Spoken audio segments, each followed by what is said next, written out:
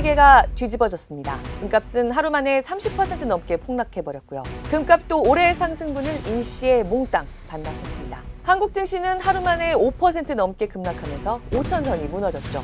그리고 이 모두 급락한 만큼 다시 반등, V자로 튀어오르는 급등세를 보였습니다.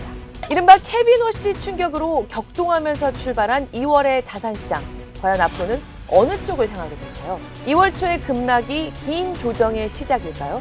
아니면 이익을 한번 실현하고 갈 핑곗거리를 찾던 시장에 적당한 빌미를 제공해 준 걸까요? 1월에 많이 봐주셨던 똑소리들에서요. 미국이 올해 한국 돈 원화의 지나친 약세를 그냥 내버려 두지는 않을 거고, 금을 비롯한 각종 자산은 좀 더 우상향의 기세를 탈 수밖에 없다고 말씀드렸습니다. 차기 연준 의장 지명자 케빈 워시의 등장으로 1월에 말씀드렸던 이 예측들을 수정해야 하는 상황으로 정말 바뀐 걸까요? 케빈 워시의 지명이 내 계좌에 갖는 의미는 뭘까요? 지금 가장 궁금한 경제 이슈를 똑소리나게 짚어드리는 똑소리 2 권혜리 기자입니다. 모두 아시는 것처럼 트럼프 대통령이 차기 연준 의장에게 가장 원하는 것은 아무튼 금리를 계속 내리는 겁니다. 달러의 돈값, 달러를 구할 수 있는 비용을 좀 팍팍 내려라. 그런데 첫 번째, 금리 인하를 원한 만큼 원한 게 두 가지 더 있습니다. 두 번째는 뭐냐? 월가 금융인들과 연준 동료들로부터 신뢰도 받아서 실제로 그 금리 인하를 이뤄낼 수 있는 사람. 금리 인하라는 게 아무리 연준 의장이라고 해도 혼자 할 수 있는 건 아니죠. 그리고 세 번째, 내가 좀 아는 사람이었으면 좋겠다는 게 있었습니다. 사적으로도 나랑 끈이 있어서 나를 배신하지 않는 사람이어야 한다. 트럼프 대통령이 일기부터 본인 가족, 친척, 친구, 개인 변호사, 후원자들을 요직에 대거 기용했다는 사실 아시는 분들도 많을 겁니다. 트럼프 대통령이 중요하게 생각하는 자리일수록 충성심, 사적 신뢰도가 핵심 자격 조건 중에 하나입니다. 케빈 워시는 1월 말까지 압축된 핵심 후보 4명 중에서 이 세 가지 조건을 모두 통과한 유일한 사람입니다. 트럼프 대통령은 이 4명 중에서 나는 두 케빈이 더 좋다. 케빈 해시과 워시가 더 좋다. 나머지 2명은 내가 사적으로 잘 모르는 사람들이라고 실제로 얘기해왔죠. 트럼프 대통령과 케빈 워시 사이에는 갈색병이 있습니다. 세상에서 가장 유명한 화장품 회사 중 하나인 에스티로더. 갈색병 제국을 일궈낸 화장품의 여왕 에스티로더는 두 아들에게 회사를 물려줬는데요. 그 둘째 아들이 트럼프 대통령과 대학원 같이 다닐 때부터 친구인 60년째 절친 로널드 로더입니다. 로널드 로더는 트럼프의 정치 활동에 집권 1기 때부터 누적 집계로 보면 우리 돈 최소 수십억 원을 후원해온 막강한 후원자이기도 하고요. 트럼프 1기 당시에 트럼프 대통령 머릿속에 그린란드를 좀 사봐. 그린란드를 미국 걸로 만들어야 돼. 라는 생각을 처음으로 불어넣은 사람이라는 게 케빈 워시는 바로 이 로널드 로더의 사위입니다. 로널드 로더는 전부터 사위의 연준 의장 지명을 강력하게 희망해온 걸로 알려져 있죠. 케빈 워시는 사실 트럼프 1기에 파월 의장이 지명될 때도 경쟁자 중에 하나로 거론됐었고요. 트럼프의 2024년 재선 직후 2기 국정을 구상하던 때도 트럼프가 케빈 워시를 자기 집으로 부른 적이 있는 걸로 알려졌습니다. 사적으로도 좀 소통을 할 수 있는 사람을 원했다고 볼 수 있습니다. 어차피 연준 의장이란 자리는 임명되고 나면 최소한 대통령의 독립적으로 움직이는 것처럼 보여야 금융시장이 무너지지 않는다는 걸 트럼프 대통령도 잘 알고 있습니다. 그러면 공적인 압박이나 소통뿐만 아니라 사적으로도 소통이 좀 가능한 아는 사람, 내 이너서클을 통해서 말을 좀 넣어볼 수 있는 사람이 연준 의장이 됐으면 좋겠다는 생각을 파월 의장과 극단적으로 대립해온 트럼프 대통령이 가졌을 수 있다는 겁니다. 1월 말에 다보스 포럼에서 트럼프 대통령이 사실 솔직하게 다 얘기했습니다. 무슨 자리들을 맡고 싶다는 사람들이 나한테 면접을 보러 오면 다들 내가 듣고 싶은 말만 한다. 그런데 직을 딱 맡고 나면 사람이 달라지더라. 자기들 하고 싶은 대로 하더라. 사적으로 잘 모르는 사람에게 연준 의장을 시켰다가 파월 의장처럼 너무 내 손을 떠나버릴 수도 있겠다는 생각을 하고 있다는 거죠. 1월 초까지만 해도 가장 강력한 후보로 꼽혔던 또 다른 케빈 해시는 첫 번째, 세 번째 조건은 케빈 워시보다 훨씬 더 충족하지만 두 번째에서 제동이 걸렸습니다. 이 사람을 임명한다는 건 연준의 독립성 훼손 우려가 커지는 거라는 이미지와 직결돼 버렸죠. 인사라는 게 너무 처음부터 물망에 오르면 온갖 검증이 들어오고요. 결국 최종에는 다른 사람 좋은 일만 시키게 된다는 말에 딱 맞는 경우가 돼버렸습니다. 결국 시장 예측으로는 줄곧 2순위에 머물렀던 케빈 워시가 깜짝 발탁됐고요. But he certainly wants to cut rates. I've been watching him for a long time. 그런데요, 케빈 워시가 가장 중요한 1번 조건, 아무튼 돈이 좀 더 시중에 잘 돌게 하자는 트럼프 대통령의 생각에 동의하는 인물이라고? 그게 아니어서 케빈 워시가 지명되는 걸 보고 자산시장이 난리가 났던 게 아닌가? 생각하시는 분들이 많을 텐데요. 주말과 월요일의 자산시장 폭락 사태에서 많이 조명되지 않은 중요한 포인트가 하나 있습니다. 금, 은, 주식, 원화 가치 모두 급락했지만요. 정작 가장 중요한 시장은 그 정도로 동요하지 않았다는 겁니다. 진짜로 세상의 돈을 움직이는 사람들의 진심을 알 수 있는 시장의 변동성은 그렇게 크지 않았습니다. 채권 시장입니다. 채권 시장도 술렁이기는 했습니다. 앞으로 금리 못 내려가는 거 아니야? 라는 걱정을 반영하는 장기 채권 금리 상승세가 나타나긴 했지만요. 금값과 은값이 폭락하고 주식시장이 급락했던 것에 비하면 그냥 평소 수준에서 크게 벗어나지 않는 수준의 출렁임을 보였습니다. 이게 뭘 말해주느냐?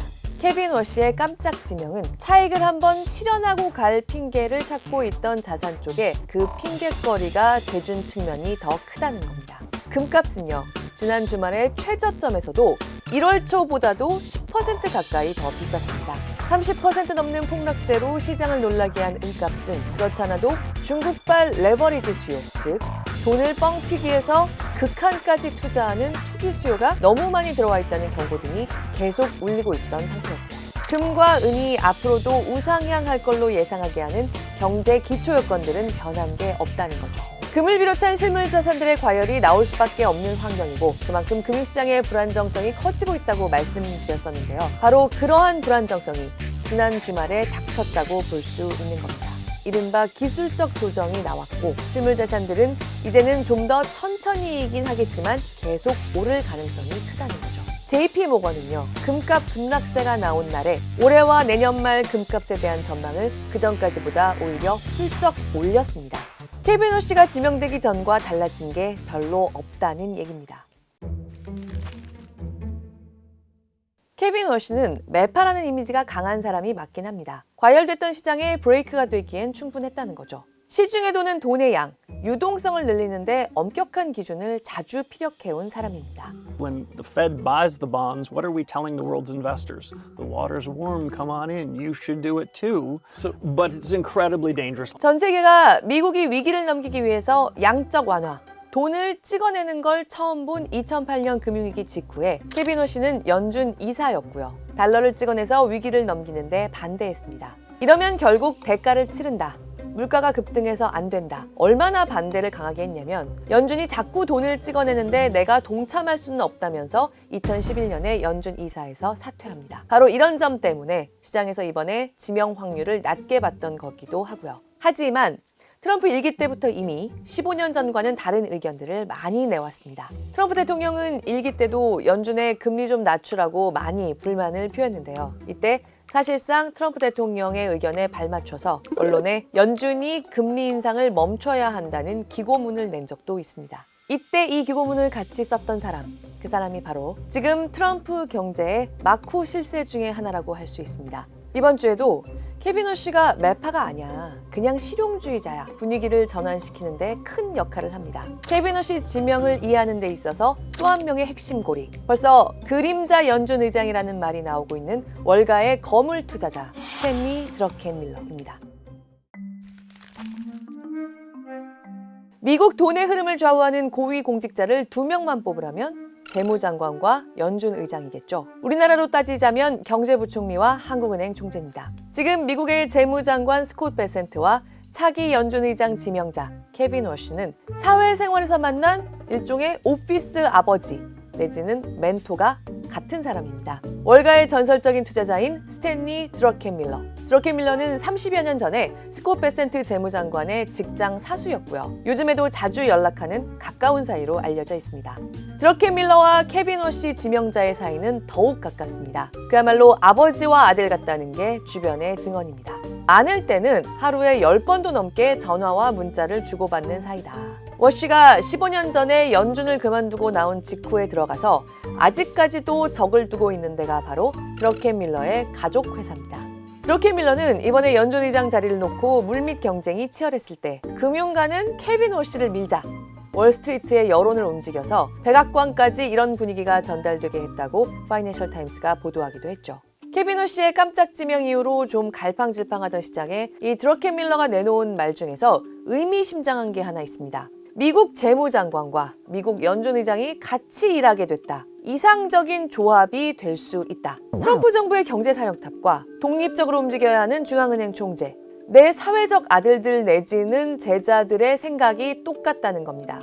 이대로만 된다면 트럼프 대통령이 가장 원하는 그림이 될 텐데요. 둘의 뜻이 그럼 뭐냐? 바로 드러켄 밀러가 내가 전수한 철학이 있다. 이른바 공급주도 경제학입니다. 이 세 사람 모두 전통적인 경제학에서 걱정하는 것들에 상식적으로 동의합니다. 함부로 돈을 풀면 대가가 따른다는 것. 그래서 경제계 쪽으로부터도 트럼프의 사람들 중에서 저 사람들은 좀 안심이 돼. 이런 평을 듣는 겁니다. 대신에 이들이 함께 믿는 게 한 가지 있습니다. 생산성이 향상되면 그만큼 생산 비용이 빠르게 줄어들 테니까 경제가 쑥쑥 성장해도 물가는 오르지 않는 골든 경제가 나올 수 있다고 보고 있습니다. 지금 그게 뭘까요? AI입니다. AI의 발전이 비약적인 생산성 향상을 가져올 거다. 그러기 위해서 지금 빅테크들이 엄청난 투자를 하고 있잖아? 그런데 지금 금리를 안 내리면 이 기업들의 투자가 제대로 되지 않을 거고 이들의 투자를 도와주는 금융 환경을 만들어야 한다. 스콧 베센트 재무장관은 세금을 줄여주고 케빈 워시 의장은 금리를 낮춰주는 환경을 같이 만들면 AI가 생산성 향상을 이뤄서 인플레 없는 성장을 해낼 거다. 이렇게 서로 호흡이 맞는 사이가 될 거라는 얘기입니다. 이렇게만 된다면 트럼프의 그림 그 자체라고 할 수 있겠고요. 사실 주식시장에도 계속 호재가 될 수 있겠죠. 빅테크 기술주들의 올해 성적에 대해서는 금이나 은 같은 실물 자산들에 대해서보다는 지금 의견이 엇갈리고 있지만요. 주식시장 전체로 봤을 때 불리한 환경을 만들 인선은 결코 아니라는 겁니다. 다만 여기서 조금 더 들어가면 케빈 워시는요. 금리를 낮춰서 기업들이 돈을 빌리기 쉽게 하되 연준이 돈을 막 찍어내는 건 좋지 않다. 연준이 시장에 도는 돈의 양을 조절하는 권한이 너무 큰 것 같다. 부정적으로 생각한다는 의견에 대해서는 한 번도 바꾼 적이 없는 사람입니다. The central bank became front page news, and I will argue played a bigger role than our founders would have been comfortable with, and the founders of a central bank should be comfortable with. 사실 이게 바로 케빈 워시는 매파 아냐? 라고 놀랐던 지난 주말 시장 충격의 핵심 이유였는데요. 바꿔 말하자면 지금보다 연준의 권한이 좀 작아져야 한다 라고 생각하는 연준 개혁파란 겁니다. 큰 틀에서는 이 점이 또 연준의 지금 불만이 많은 트럼프 대통령의 마음에 들었을 수 있다는 분석이 나오고 있습니다. 다만 연준 의장이 된다고 해서 단기간에 케빈 워시가 작은 연준을 만드는 건 쉽지 않을 거다. 연준이 12월부터 월 60조 원 규모로 돈을 풀고 있는 게 있습니다. 이 흐름을 지금 혼자 바꾸기는 쉽지 않다. 즉 케빈 워시가 매파적인 면모를 드러낸다고 해도 일단 올해는 뭐가 달라지기 쉽지 않을 거고 연준의 체질을 바꾸자는 분위기는 좀 커질 수 있는 정도지 연준이 올해 시장이 기대하고 있는 대로 금리는 계속 내리게 될 거다. 이 정도로 시장이 정리를 하고 있다는 겁니다. 통화 정책은 혼자 결정하는 부분들이 아니고 또 최근에 연준의 분위기들은 사실 내부에서도 이사진들끼리의 정책 방향성이나 색깔들이 많이 엇갈리고 있기 때문에 마음먹은 대로 이렇게 쉽게 되지 않을 것이다라는 이 컨센서스가 좀 형성되고 있다라고 보시면 될 것 같습니다. 한마디로 연준이 망가지는 거 아니야? 라는 시장의 의심을 절묘하게 피하면서 트럼프가 추구하는 경제 흐름을 같이 끌고 나갈 사람이 지명됐다고 볼 수 있습니다.